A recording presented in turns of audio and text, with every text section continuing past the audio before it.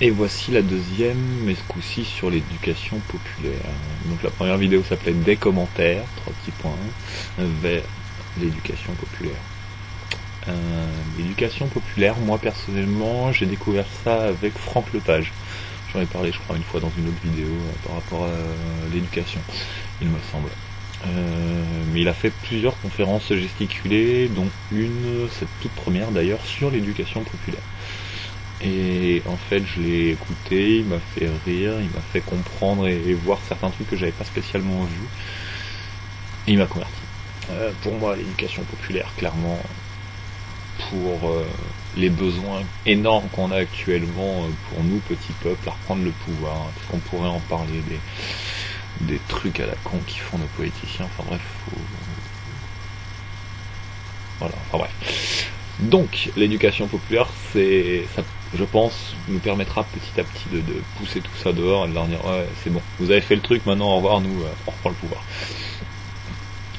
Et donc, l'éducation populaire est la clé de voûte du bistrot, c'est bien, moi je trouve ça vraiment bien, c'est justement grâce à ça que c'est un potentiel de ouf, c'est sans éducation populaire, le bistrot ne serait qu'une page comme une autre, alors que justement le fait de s'informer, s'éduquer entre nous, de discuter, d'échanger, de corriger les réflexions si jamais il y a besoin, enfin voilà, en plus souvent ça dans un cadre un peu posé et tout, enfin c'est vraiment, pour plein de choses, c'est vraiment une bonne idée.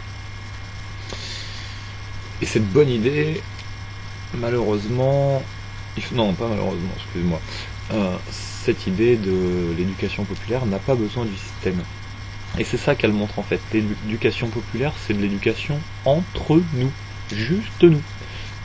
T'en fous du politicien, tu t'en fous de plein de choses, c'est entre nous. Ça veut dire, comme je disais dans une de mes vidéos avant, c'est de l'éducation par le peuple, pour le peuple, machin. Et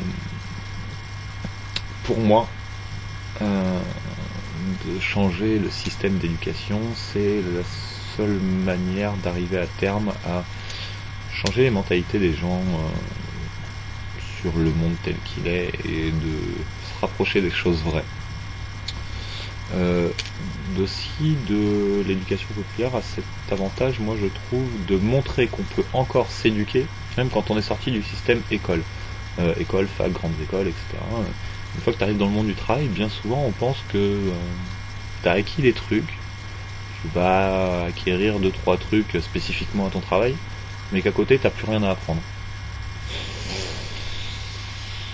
Ouais, moi j'ai appris quand je suis né qu'il faisait froid en prenant une claque dans le dos aussi pour que mes poumons se décollent, et je pense que j'apprendrai le jour de ma mort sur mon lit de mort, du coup ce qu'est la mort, donc j'apprendrai aussi. Donc pour moi, du début jusqu'à la fin, on doit apprendre. Si à un moment t'arrêtes d'apprendre, faut pas t'étonner de manquer de savoir ou etc. Mais bon, ça c'est votre problème, j'ai envie de dire, c'est pas le mien. Et du coup, une des dernières idées que l'éducation populaire, moi, m'amène, c'est une possible unification de nous, le peuple, parce que justement, à force de discuter, etc., de voir que, de prendre conscience vraiment du poids qu'on a, parce que tous leurs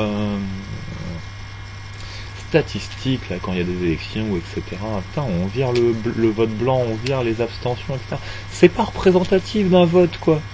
Ah, si d'ailleurs on faisait ça de manière représentative, l'abstention elle gagnerait bien souvent tout le temps. Donc,